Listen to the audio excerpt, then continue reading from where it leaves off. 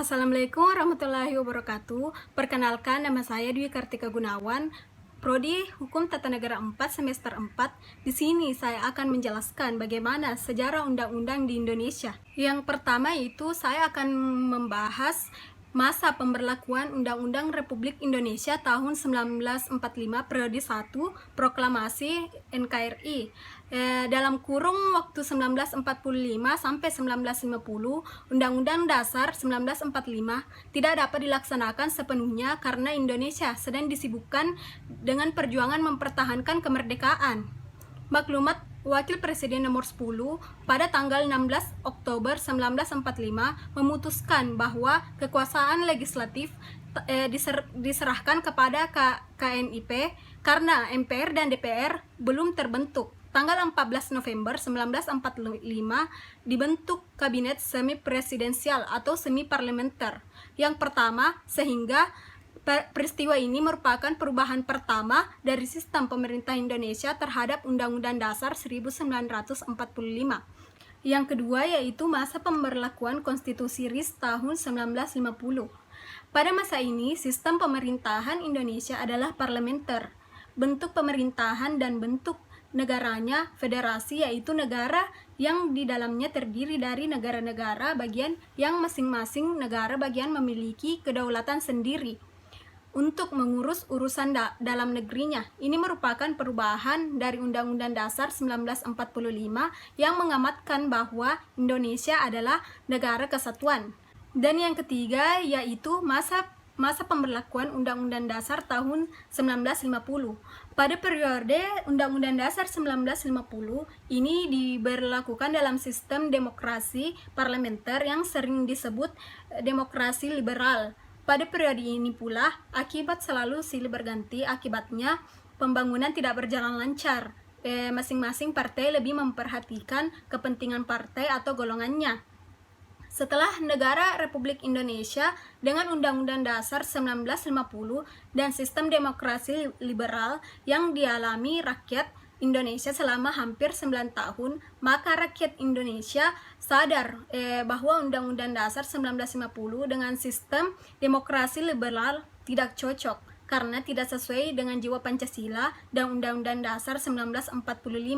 Beberapa aturan pokok itu mengatur bentuk negara, bentuk pemerintahan, pembagian kekuasaan, dan sistem pemerintahan Indonesia. Selanjutnya yaitu masa pemberlakuan Undang-Undang Republik Indonesia tahun 1945 periode 2 Dekret Presiden Republik Indonesia. Karena situasi politik pada sidang konstituante 1995 di mana banyak saling tarik ulur kepentingan partai politik sehingga gagal menghasilkan undang-undang baru.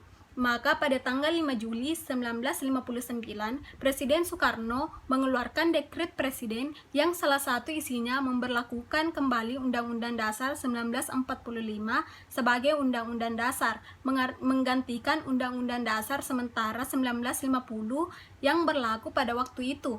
Pada masa ini terdapat pembagian Undang-Undang Dasar 1945, diantaranya yang pertama yaitu Presiden mengangkat Ketua dan Wakil Ketua MPR, DPR, dan Mahkamah Agung serta Wakil Ketua DPA menjadi Menteri Negara. Yang kedua yaitu MPRS menetapkan Soekarno sebagai Presiden seumur hidup.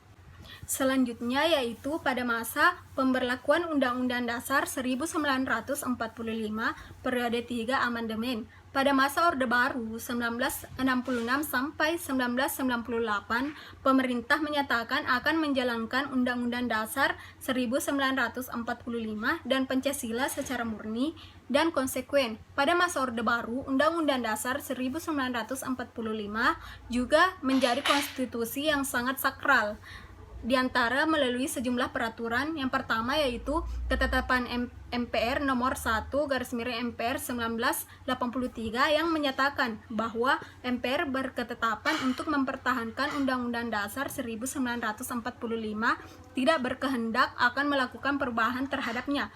Yang kedua yaitu ketetapan MPR nomor 4 MPR 1983 tentang referendum yang antara lain menyatakan bahwa bila MPR berkehendak mengubah Undang-Undang Dasar 1945 terlebih dahulu harus minta pendapat rakyat melalui referendum.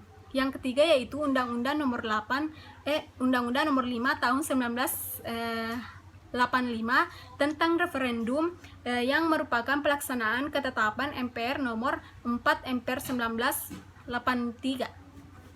Sekian dari hasil pemaparan materi yang saya bawakan tentang sejarah undang-undang di Indonesia. Apabila ada kesalahan mohon dimaafkan. Wabillahi taufik wal hidayah. Wassalamualaikum warahmatullahi wabarakatuh.